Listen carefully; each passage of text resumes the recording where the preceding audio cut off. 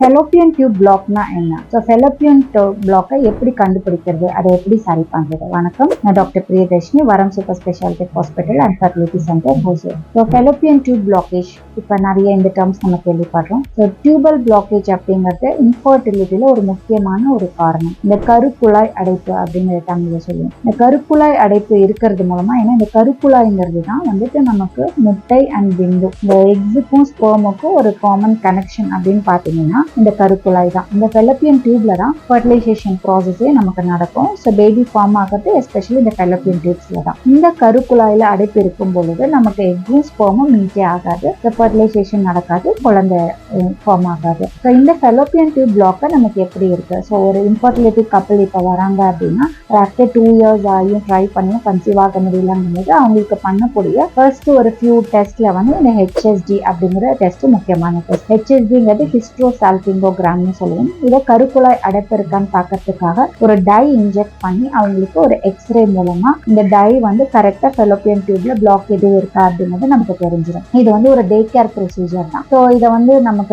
Mild painful procedure. So இதை வந்து நம்ம அண்டர் அனஸ்தீஷியா மூலமாவும் இந்த ப்ரொசீஜரை பண்ணிக்கலாம். ஸோ இந்த ஃபெலோப்பியன் டியூப் பிளாக்கை இந்த ஹெச்எஸ்டி மூலமா நம்மளால ஈஸியா கண்டுபிடிக்க முடியும். ஸோ அடுத்த லெவல் டெஸ்ட், ஸோ இந்த ஹெச்எஸ்டி இல்லாம வேற முறையில டெஸ்ட் இருக்கு அப்படின்னா வேற முறையில இதை பார்க்கலாம். லாப்ரோஸ்கோபி. ஸோ இதை வந்து நம்ம லாப்ரோஸ்கோபி மூலமா டைரக்டா அண்டர் விஷன் வந்து ஃபெலோப்பியன் டியூப்ஸ் எப்படி இருக்கு, பிளாக் ஆயிருக்கா, கிங்க் ஆயிருக்கா அப்படிங்கறத நம்ம செக் பண்ணிக்கலாம். ஸோ இப்போ இந்த ஃபெலோப்பியன் டியூப் எதனால பிளாக் ஆகுது அப்படின்னு பாத்தீங்கன்னா காமனஸ்டிஸ் இன்ஃபெக்ஷன். ஸோ சின்ன வயசுல ரெக்கரண்டா இவங்களுக்கு பிஐடின்னு சொல்லுவோம், ரெக்கரண்டா ஒயிட் டிஸ்சார்ஜ் இன்ஃபெக்ஷன்ஸ் ஆகிறவங்களுக்கு இது பிளாக் ஆயிருக்க சான்சஸ் இருக்கு. சில பேருக்கு இந்த ஃபெலோப்பியன் டியூப் வந்து கிங்க் ஆயிருக்கும், ஏதாவது சர்ஜரிஸ், ப்ரீவியஸ் சர்ஜரிஸ் ஆயிருக்கும் அவங்களுக்கு. ஸோ அதனால அடிஷன்ஸ் மூலமா இந்த ஃபெலோப்பியன் டியூப் கிங்க் ஆயிருக்கும், அதனாலேயே அவங்களுக்கு இன்ஃபெக்ஷன் மூலமா இந்த மாதிரி ஆயிருக்க வாய்ப்பு இருக்கு. இன்னொன்று காமனஸ்டிஸ் டிபி வந்து இட் நாட் ஒன்லி அஃபெக்ட்ஸ் லங்ஸை மட்டும், நுரையீரலை மட்டும் அஃபெக்ட் பண்ணாது, இந்த டிபி அப்டமனையும் அஃபெக்ட் பண்ணும். இந்த டிபி வந்து இந்த ஃபெலோப்பியன் டியூப்ஸை அஃபெக்ட் பண்ணும்போது இந்த பிளாக்கேஜ் ஆகிறதுக்கு வாய்ப்பு இருக்கு.